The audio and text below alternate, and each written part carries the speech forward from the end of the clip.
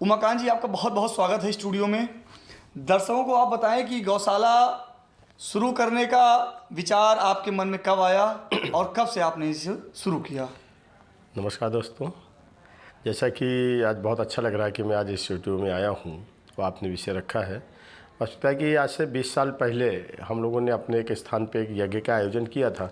उस यज्ञ के आयोजन में गाय के गोबर को और उनके कंडों को ढूंढने की आवश्यकता क्षेत्र में पड़ी कि मैं जिस जहाँ से स्थान से आया हूँ मलिहाबाद से, तो वो स्थान थोड़ा से मुस्लिम एरिया है, इस नाते गायों की वहाँ पर उतनी उपलब्धता नहीं है। तो उसी समय उस यज्ञ में उसको व्यवस्था गाय के गोबर को कंडों को लेकर उपलब्धता ना होना ही हमारे मन में प्रेरणा दिया कि मैं क्यों ना गाय पर कार्य करूं, सेवा का कार्य करूं। उस प्रेरणा के माध्यम से हम लोगों ने 2000 में गौशाला की स्थापना की और 3 गायों से शुरुआत की, जो कि हमारे दोस्तों की मित्र मंडली थी।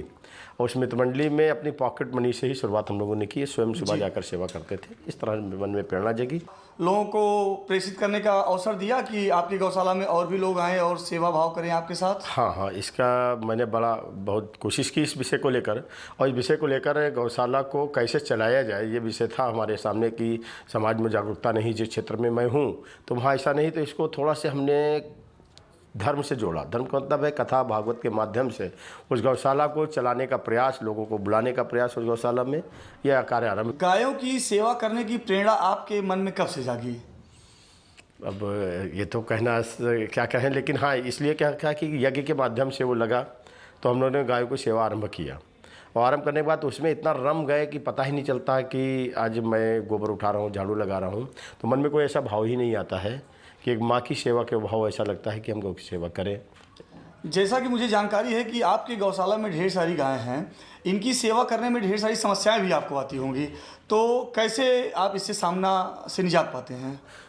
समस्या आती है स्वाभाविक रूप से कि उस समस्या के समाधान के लिए हम लोग समाज पर आधारित है कि समाज पर ही कि समाज के माध्यम से उनको प्रेरणा देकर कि उनके घरों में क्या किया। हम लोगों ने अपनी माताओं के घरों में थोड़ा धार्मिक होती है जी, तो उनके घरों में एक डब्बा रखा दिया कि आप प्रतिदिन अपना खाना बनाने से पूर्व एक मुट्ठी उसमें आटा निकाल के डाल दें और सप्ताह में हम ले जाएंगे।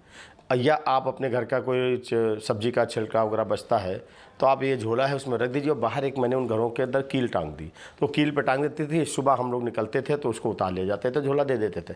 इस तरह शुरुआती दौर में हम लोगों ने उसका प्रयास किया उस समस्या से समाधान के लिए। फिर कुछ अपने मित्रों से, डॉक्टर्स से, ऐसे लोगों के सेमिनार कैसे हों, दूसरा है कि अपने बच्चे की बर्थडे पार्टी है, कुछ ऐसे उत्सव आप वहाँ कैसे मना सकते हैं जिसके माध्यम से आर्थिक की व्यवस्था हो जाए।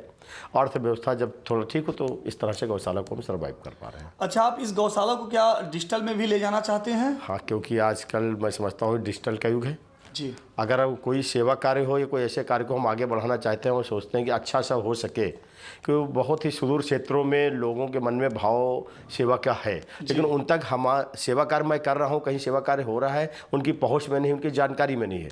तो उसके लिए क्यों हमको डिजिटल की ओर तो जाना पड़ेगा और मैं सोचता हूँ मैं उधर जाके ही उसमें सफलता प्राप्त कर पाऊँगा। तो डिजिटल में आप इसको किस प्लेटफॉर्म के थ्रू आप आगे ले जाना चाहते हैं। तो अभी तो मेरा बामा जो अपना वर्चुअल है उसके माध्यम से हम लोगों का उनके साथ बैठकर एक टाई अप हुआ है। जी जी, क्योंकि वो भी इस क्षेत्र में अच्छा कार्य कर रही है बामा। जी जी जी जी। धार्मिक क्षेत्र में लोगों को सहयोग करके ऑनलाइन लोगों को पूजा पाठ करना, ज्योतिष का और सारी चीज़ों को कर रही। तो मुझे उनका देखने के बाद अच्छा लगा कि एक अच्छा प्लेटफॉर्म वो हमको दे सकते हैं, उनके माध्यम से हम आगे बढ़ रहे हैं। बामा हमारे लिए बहुत अच्छा कार्य कर रही है। तो आप वामा वर्चुअल एस्ट्रोलॉजी मंदिर ऐप पे आप अपने गौशाला को आगे ले जाने का मन बनाया है। जी जी बिल्कुल, जिससे दूर दराज के बैठे दर्शकों को भी इसका लाभ मिल सके। सरकार की तरफ से आपने कोई मदद लिया या नहीं अभी? हाँ, मेरा प्रयास शुरुआत में था कि मैं सरकार से मदद नहीं लूँगा, समाज के सहारे चलाऊँगा। क्योंकि गौशाला है, अनाथालय है या वृद्धाश्रम है, ये समाज के सहयोग से चलेंगे तो हमेशा रह सकते हैं जी। और सरकार के सहयोग में तो गंदगी आ जाएगी, नहीं चल पाएगा।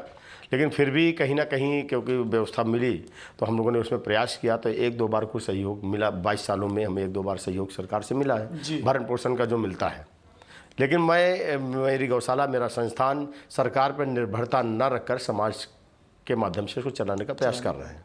एक आखिरी सवाल मैं आपसे पूछना चाहूँगा उमाकांत जी, गायों की सेवा करने में, जैसे आप जब गायों को लाते हैं अपने गौशाला में रखते हैं, तो मैं देखता हूँ जैसे सड़कों पर, क्षेत्र में, तमाम जगहों पे जो सरकार से कुछ ऐसे भी स्थान हैं जहाँ पे सरकार के वर्कर्स नहीं पहुँच पाते हैं गाय को लेने के लिए या उनकी सेवा करने के लिए।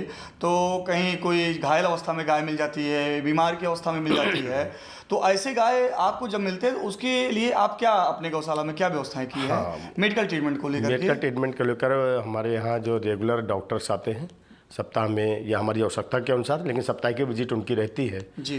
क्योंकि व्यक्तिगत संबंध के आधार पर ही गवर्नमेंट की जो व्यवस्था है तो आप भी समझ सकते हैं कोई रहती है, लेकिन व्यक्तिगत संबंध के आधार पर सप्ताह में उनको विजिट रहता है। आवश्यकता पड़ने पर मुझे कोई टिकट ऐसा आ जाता है क्रिटिकल केस तो उस पर भी उनको बुला लेते हैं। और हमारी प्राथमिकता भी उन गायों को रखने की ज़्यादा है जो एक्सीडेंटल, बीमार, बूढ़ी, अंधी ऐसी हो जाएं या गाय को लोग छोड़ दें। दूध का मेरा अपना प्राथमिकता नहीं है, क्योंकि दूध का लोगों का विषय आता है कि आप दूध की गाय रखिए, आप क्यों ऐसा चला रहे हैं। तो मेरा यही प्रश्न रहता है कि दूध की गायों का रखना, मुझे डेयरी खोल लेता, फिर गौशाला का नाम क्यों रखूँ? गौशाला का मतलब ही है सेवा कार्य। गौशाला को डेयरी से नहीं जोड़ा जाता, दूध से जोड़ेंगे तो फिर गौशाला नहीं रही, फिर डेयरी हो जाएगा, आ जाएगा। तो इसलिए मेरी संस्थान का प्रयास रहा है कि मैं गौ सेवा केंद्र के रूप में इसको चलाऊं और डेयरी न बनने पाए।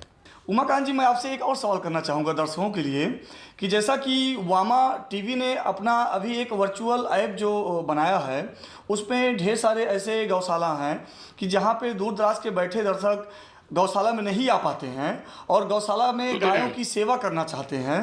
तो उस सापेक्ष में आपके यहाँ जो व्यवस्थाएं हैं, तो क्या वामा से आपका टाई अप हो चुका है या अभी होना है? नहीं, टाई अप हो चुका है हमारा और वो अच्छा कार्य कर रहे हैं। और हम लोग करते क्या है, वो अगर दूर का कोई केरल का है, कर्नाटक का है, ऐसे लोग चाहते हैं जुड़े हैं वामा के माध्यम से, तो वो अपना नाम भेजते हैं। तो मैं वो अपने यहाँ एक वाइट बोर्ड लगा रखा है, तो उनका नाम, उनकी जन्मतिथि जो इसके ऊपर और आज का गौचारा या गौ भोजन उनके नाम से डालकर फिर उनको व्हाट्सएप भी करते हैं जिससे वो देख सकें। अगर वो चाहते हैं कि वीडियो कॉल के माध्यम से मैं देखना चाहता हूँ कि वाकई आप डाल रहे हैं चारा नहीं डाल रहे हैं, तो मेरे यहाँ वो भी व्यवस्था है, हमारे वैभव जी हैं, उस चीज़ को देखते हैं कि वो वीडियो कॉल के माध्यम से भी उनको हम दिखाते हैं कि ये आपके चारा पड़ रहा है वामा ऐप के माध्यम से। जी। आप सभी दर्शकों को धन्यवाद। अगले बुलेटिन में फिर मिलेंगे। आज के लिए बस यही इतना। तब तक के लिए राम राम, नमस्कार।